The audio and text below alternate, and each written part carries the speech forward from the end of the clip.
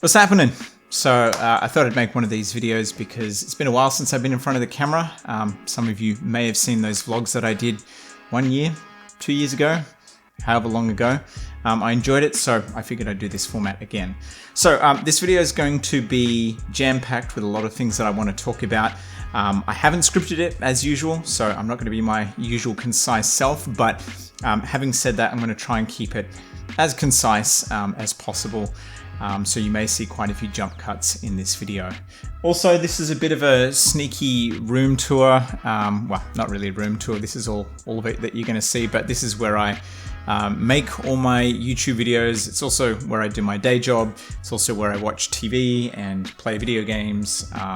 So yeah, it's kind of like my all-in-one room. So anyway, let's just get straight into it. So I was going to make this a best and worst video, but when I reflected on 2023, what I realized was that there wasn't really a whole lot that I didn't like about 2023. I think 2023 was a really great year for gaming in general, but basically everything that I tried, gaming hardware, retro gaming stuff, there wasn't really a lot that I didn't like. So this is just going to be my favorite things of 2023, which I think is a nice positive way to end 2023. And I've just said 2023 a whole lot, haven't I? Now I'm going to break this video down into a couple of different chapters. We've got new games, we've got not so new games, which I usually label as re-reviews. We've got retro games, hardware, so headsets and microphones and everything else. And then there's also miscellaneous, which is things that didn't really fit into a particular category. But before I get to all of those, I wanted to quickly touch on things that I played or used that didn't make it onto the channel for various reasons. So what did I play that didn't make it onto the channel in 2023? It's really hard to talk about 2023 in retrospect when it's still 2023. I made this video in 2023, not in 2024. I really got to stop saying 2023. Anyway, so what did I play that didn't make it onto the channel? I played a lot of Gran Turismo 7. I'm really enjoying that game despite the few issues that it has. But yeah, really enjoying that game. I love the whole car porn thing. I love driving around all the tracks and mastering each vehicle and making ridiculous cars and builds and all that sort of stuff. So typical Gran Turismo stuff. At the beginning of the year, I played a fair bit of Predator Hunting Grounds, which is a pretty old game now, reasonably dead game as well. It's kind of hard to find matches. It was always hard to find matches, but it's particularly hard to find matches now. But yeah, look, I don't mind jumping on that game every now and then and still having a good time. So I was playing that towards the beginning of the year before the tail end of this year got crazy with new games and stuff that I was doing. Anyway, I've been playing a lot of Battlefield 5 recently as well. That got given away on the PSN as a free game maybe a year ago or even 2 years ago. And I, sporadically will jump back on, but I've been playing quite a bit of that recently as well. I really enjoy it. I continuously play COD 4 Remastered just because I'm an OG COD fan, and I don't know, that game, it's just easy to find players, and if I want to spend 15 minutes playing some COD, it's a really good way to do it. I played a few of the Doom games this year off the back of playing Bolt Gun, which I'll talk about shortly. So I bought the anniversary pack. It's the collection which comes with Doom 1, 2, 3, and then also the 2016 Doom. So I've been going back through the old Doom games, and they're okay. I don't love them. I didn't play them much back in the day, but I thought it was probably high time I got to that. Something else that I bought at the tail end of 2022 was the Cowabunga collection, which is the Teenage Mutant Ninja Turtles collection, which is like 15 or 16 games, all on one disc. So everything from like NES all the way up to more recent stuff on 16-bit hardware. There's arcade games in there as well.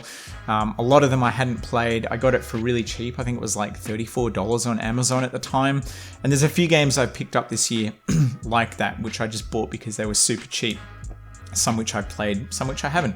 Something else that I bought this year was Street Fighter 6. This one is still in the packet. I actually haven't played this yet. I'm waiting for my main character to be released, which is Akuma. Apparently he comes out spring or March in 2024. So yeah, I'll probably start playing that then. Okay, let's get to the stuff that I really enjoyed this year. So the new games that I really enjoyed. So I'm playing through Resident Evil 4 at the moment, the remake. I am really enjoying that. I don't think it's Game of the Year material. I'm sorry for all you fans out there. Look, I think it's a really good game. I think the Resident Evil 2 remake is probably my favorite in terms of all the remakes that I've played. I never played the original Resident Evil 4 back in the day, so I don't have a huge amount of nostalgia for Resident Evil 4. Actually, I have zero nostalgia because I never played it back in the day, but I am enjoying it and I will continue to play through it. Hey, Future Louie here. I didn't just decide to change my clothes and change the lighting and whatnot. I actually realized that after I had recorded the entire video, when I was editing the footage, I realized I hadn't spoken about my favorite game of the year. So, small whoopsie there. But anyway, my favorite game of the year is the Dead Space remake. By a long shot as well. Not that I haven't enjoyed other things that I've played, but the Dead Space remake is an absolutely phenomenal remake of an already phenomenal game. It looks and sounds great. And I think the changes that they made to the original, the story, the gameplay, really elevated it into something special. I think it's a superior remake to the Resident Evil 4 remake, which I know is probably quite contentious and controversial. But if you want an entry point into the Dead Space franchise, you've never played one before, while the older games still hold up, the Dead Space remake is a really excellent starting point. So yeah, it's my favorite game of the year. If you haven't played it, I would strongly recommend seeking it out. It seemed to get snubbed at the Game Awards. I don't remember seeing it getting nominated for anything. Maybe it did, correct me if I'm wrong.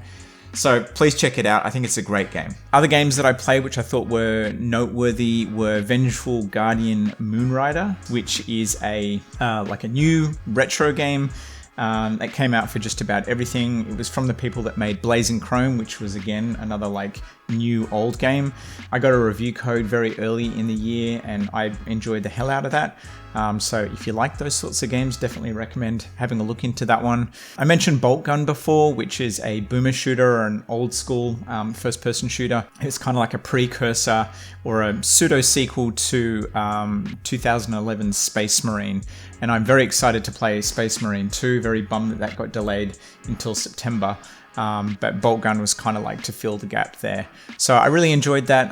Again, if you like those sorts of games, I definitely think it's worth your time. So check that out. Not so new stuff that I checked out that was noteworthy would be I bought the Virtual On Masterpiece 1995 to 2001 collection. It's a huge long name. I'll put it up on the screen. I have mixed emotions about this collection. I think it's a really great collection of the first 3 arcade games. They've never looked or played this good at home, and arguably they've never looked or played this good at all because they run at 1080p and a very locked frame rate.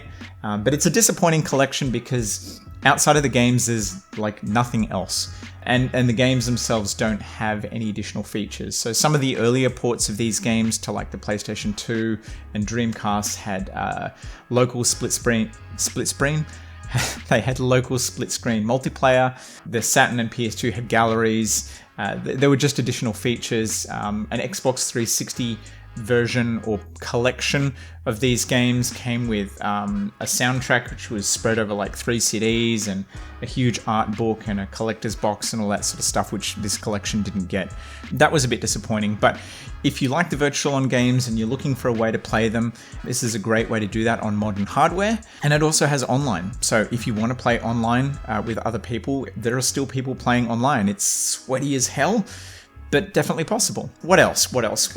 So The Order 1886 was a game that I've been meaning to play for years and years and years, and finally got around to it. It's not the greatest game in the world, but it still stands up remarkably well in terms of the visuals and the presentation. And as a game, it's not as short as all of the reviews said that it was back in the day. And I think that from a gameplay perspective, it's okay. Like it's very bare bones, but it looks great, and for the most part, it plays okay as well. And for $5 or $6, you can't go wrong. So definitely worth checking out. Okay, old games. The best old game that I played in 2023 was God of War Ascension. There was a couple of really good old games that I played that year. So Dead Space 3 was another one, I was tossing up between that or Batman Arkham Origins being my runner-up retro game of the year.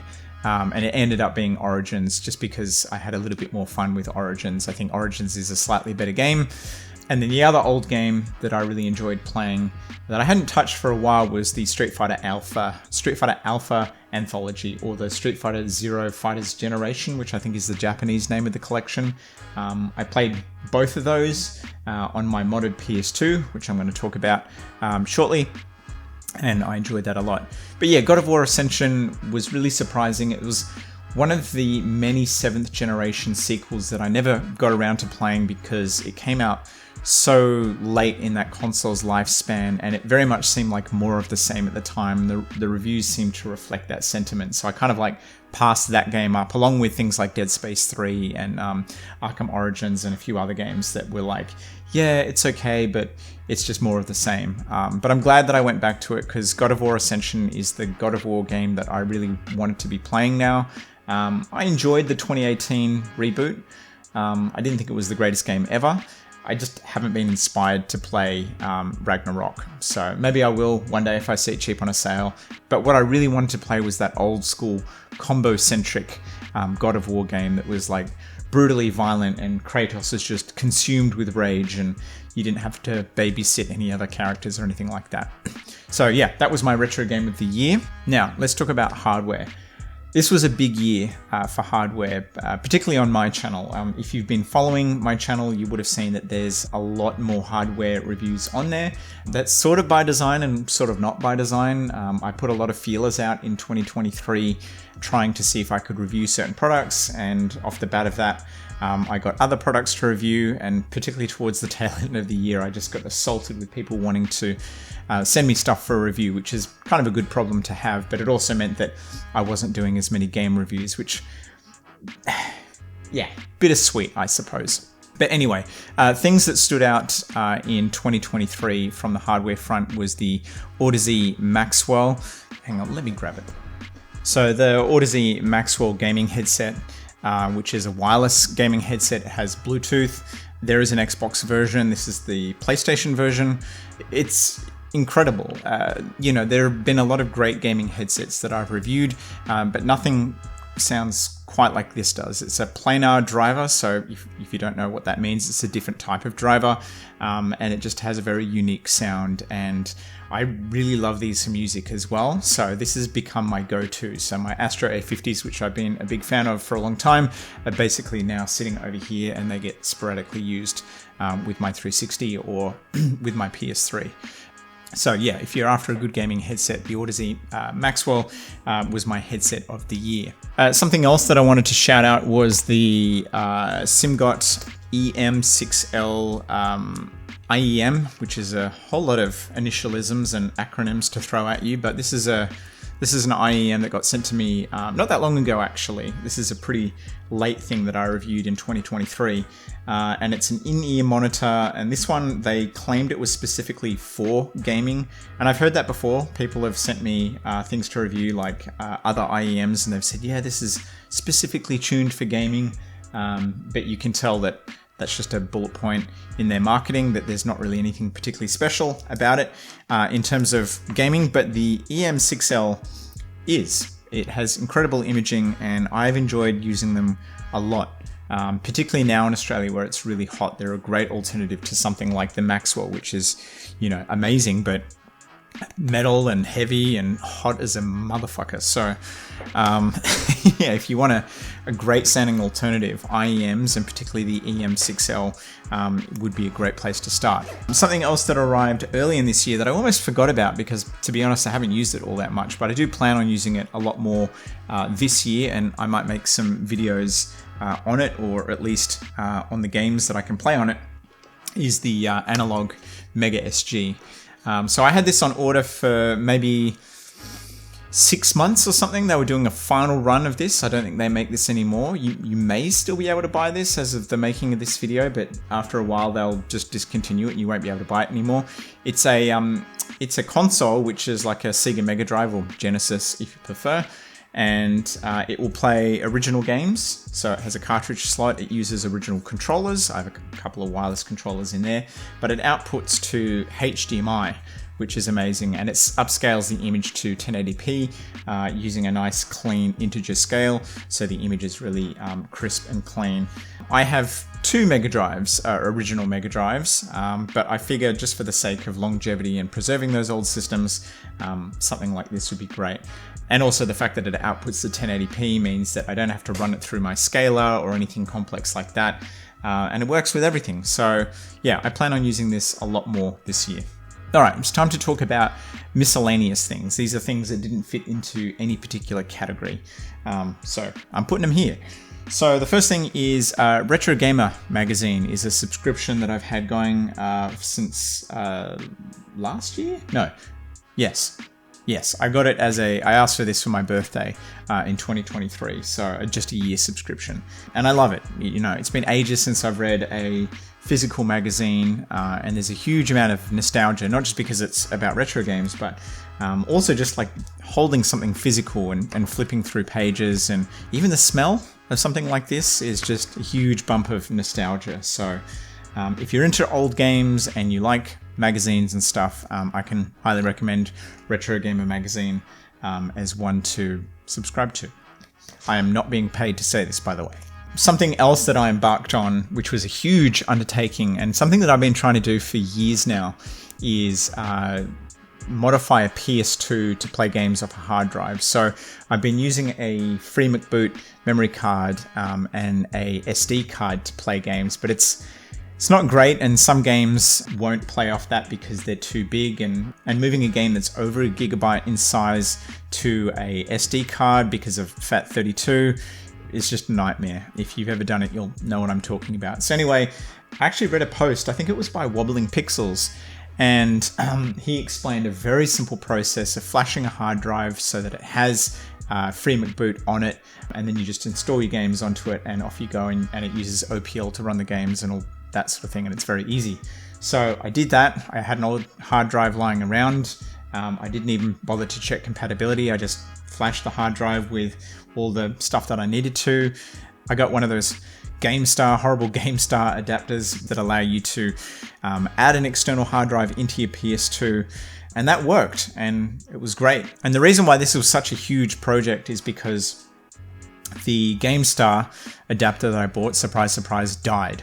So I had to buy a genuine adapter. The network hard drive adapter was a lot more expensive, and that was a SATA rather than IDE connection. So I had to buy a Bitfunks, I think it's called, Bitfuck, I don't know, that allowed me to convert that to use my IDE hard drive.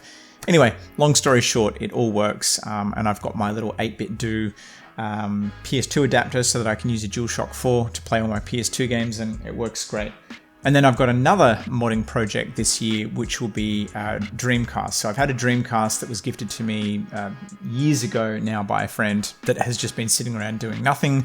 So what I'm going to do is I'm going to swap the optical drive out for an optical drive emulator or an ODE. And I got one which comes with like the SD card bracket, because I got sent a bunch of controllers by Retro Fighters to review. So they're DC Striker, I think it is. They sent me 3. So I should probably get my Dreamcast up and running so that I can put those controllers through their pace and let you know whether those controllers are worth getting through their paces, and let you know if they're worth getting. But yeah, I think that will be a reasonably meaty project, and I'm looking to get that done early this year. Okay, so the final thing that I wanted to talk about was what's going to happen on the channel this year. Basically, it's going to be more of the same. Hopefully, there'll be more of an even split of game and hardware reviews. I'll see what I can do. If people keep wanting to throw free stuff at me, I'm not exactly going to say no unless I really don't want to or don't have time to review that sort of stuff. But hopefully, it's going to be a similar mix of gaming or game reviews and game hardware reviews. So that'll mean retro game reviews, maybe a few new game releases, maybe not, it really depends. A couple of re-reviews for sure. Hardware is going to be here, so headsets. I'm definitely adding IEMs into the mix as well. I recognize that this is a exploding space, particularly within gaming, as a great alternative for people who want good audio quality but don't want to spend a fortune, or maybe who want something that's kind of lightweight and easy to just put on the heads. I'm really hoping that this is recording. I'm using the new SteelSeries Alias, I think that's how you pronounce that microphone. I'm going to review this as well this year. What was I talking about? IEMs. Yeah, so expect to see some more IEMs reviewed through the lens of gaming on this channel. So yeah, there's going to be a lot happening this year. A lot of familiar stuff, and hopefully lots of new stuff as well. Now, if you have questions on anything that I've talked about, I know that I whizzed through quite a lot of it. Some of it I lingered on a bit more than other things. So if you want any more detail on the stuff that I mentioned, or videos on stuff that I mentioned that I haven't covered on the channel thus far, just let me know. Or anything else. If there's any other questions that you have, such as my setup, like what's going on here. That's the bag for my lighting. I have to use a weight, which is full of Lego. That's how I balance this light from falling. It uses anyway. So if you have any questions about that sort of stuff, just let me know. I really appreciate you guys watching and supporting me. It's been over 10 years now on YouTube. That makes me feel really old. Crazy, but I still love doing it. I still love every moment of video creation. So let's just keep the good times rolling. Anyway, thanks for watching. I'll catch you later.